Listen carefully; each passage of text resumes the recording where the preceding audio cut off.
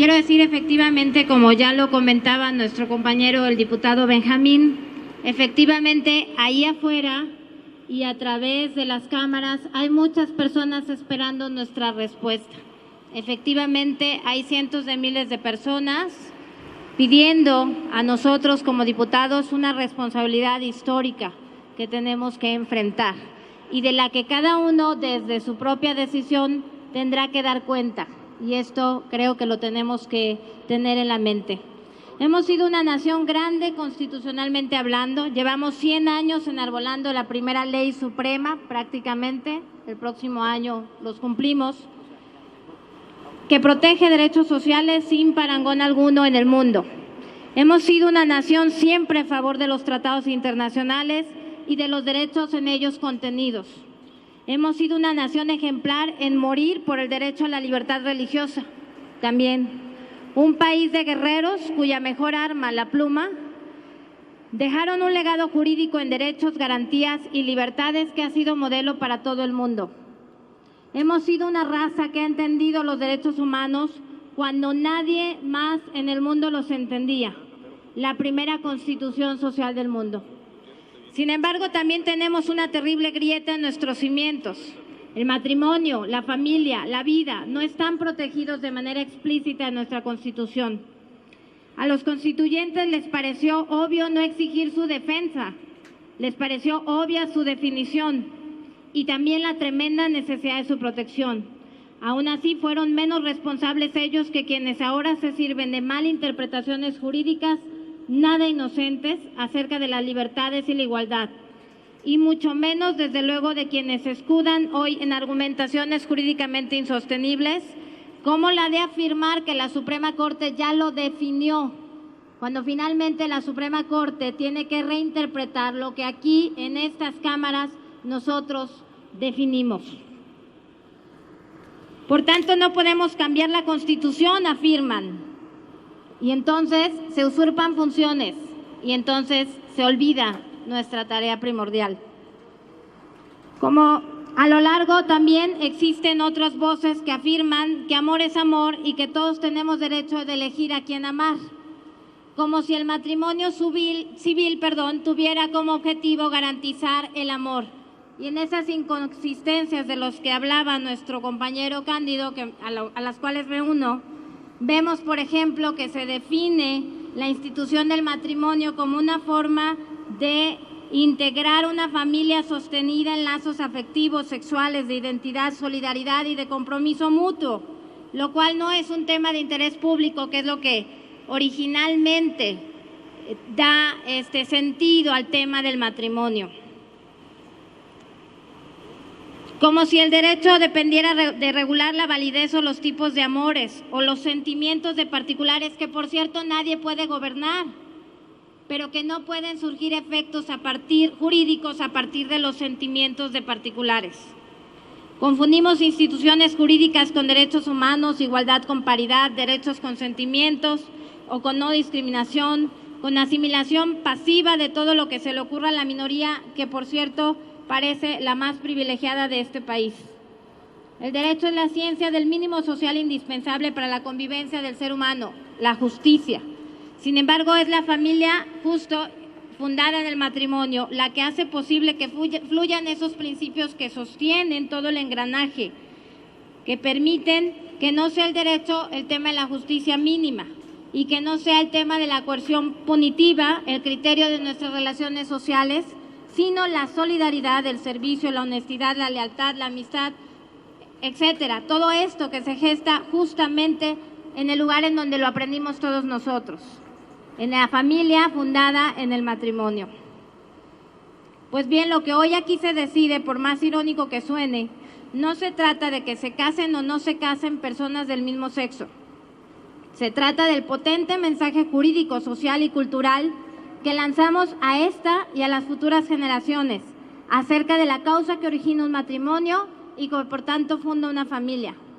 De ser una comunidad donde un hombre y una mujer se comprometen con toda su persona para hacer posible la formación de esa comunidad de vida llamada familia y por tanto para amar, educar y formar a sus hijos, ahora se intenta reducir a un lugar de convivencia donde el único requisito es el consentimiento mutuo. ¿Cuánta discriminación entonces, como bien lo decía nuestro compañero Cándido, a la figura, por ejemplo, a otras figuras como sería la del concubinato? Si aplicamos los mismos criterios que esta iniciativa y la propaganda de género argumentan, llegaríamos a la conclusión de que los concubinos también se aman y tienen derecho a que se les llame matrimonio. Pero además ese mismo criterio, la simple voluntad de convivir bajo el mismo techo, estaría justificando el matrimonio entre 3 o más personas, como ya sucedió hace un mes en Canadá. Si todas las uniones son exactamente iguales y tienen el mismo valor de un matrimonio, ¿cuál sería el límite o hasta dónde podríamos llegar para que, conscientes de las consecuencias, dejáramos de llamarla entonces discriminación?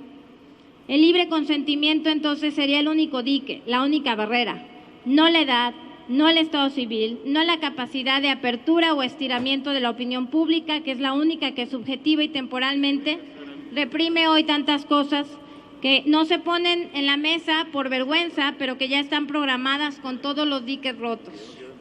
No es pues que se casen o no lo que está en juego en este momento, sino ese mensaje lanzado, una falsa promesa de libertad absoluta, de libre desarrollo de la personalidad y de la libertad de elegir mi propia identidad, que en la práctica es una falsa utopía que el derecho no puede garantizar, porque en una sociedad justa, tal libertad por el dualismo del derecho sería absolutamente insostenible. No se trata de que se casen o no se casen. Si ese fuera el único asunto en juego, ya hace tiempo habría sucedido. Se trata de la legalidad con que se revestirá no el matrimonio igualitario, sino la utopía de poder definirme permitiendo que un sentimiento o preferencia sea el que me defina. Una vez legalizado ello, con esta iniciativa, como todo lo que es legal, sería insertado en la educación como algo que debe ser conocido, promovido y acatado.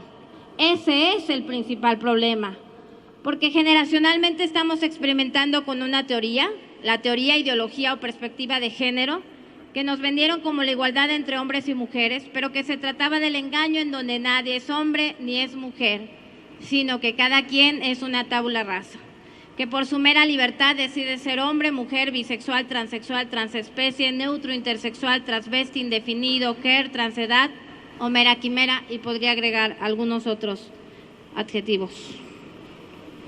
Eso es lo que estamos justificando al aprobar esta iniciativa. Estamos legalizando un experimento que le lanzaremos a ver si funciona a nuestros niños, a nuestros hijos, en las escuelas. Un experimento que irresponsablemente lanzaremos sin existir estudio alguno que nos dé siquiera indicios, ni uno solo siquiera. Entregados a una familia que hoy se trata de un tanteo que no tiene nada de científico y sí mucho de reivindicatorio. ¿Cómo nos recordará la historia? Como el diputado o la diputada que en la legislatura 63ª modificó históricamente el tema del matrimonio en México.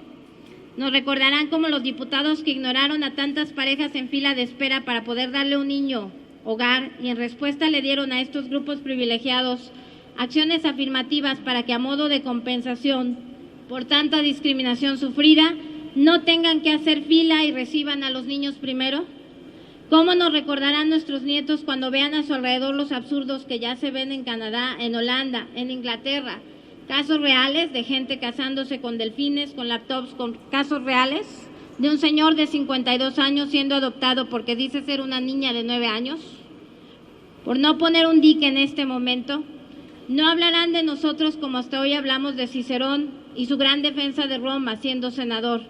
No hablarán de nosotros como hasta hoy se habla de William Wilberforce, que abolió la esclavitud en Inglaterra, aún a pesar de las burlas de sus parlamentarios, que también, como algunos de ustedes pueden estar pensando, lo llamaron moralino y conservador.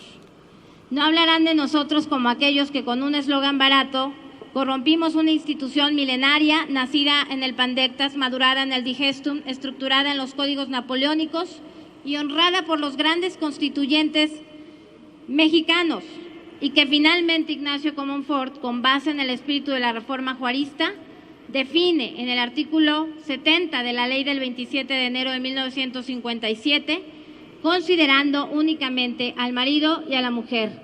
No fue alguna religión o iglesia, como lo decía nuestro compañero diputado, ni un profesor de moral quien sentó las bases del matrimonio civil en México, que hoy se encuentra aquí comprometido. Por tanto, es por eso que les pido, en nombre de cientos de miles de ciudadanos que hoy están afuera esperando nuestra respuesta, que la votemos en contra, que desechemos esta iniciativa que hoy se encuentra en revisión en esta Comisión de Puntos Constitucionales.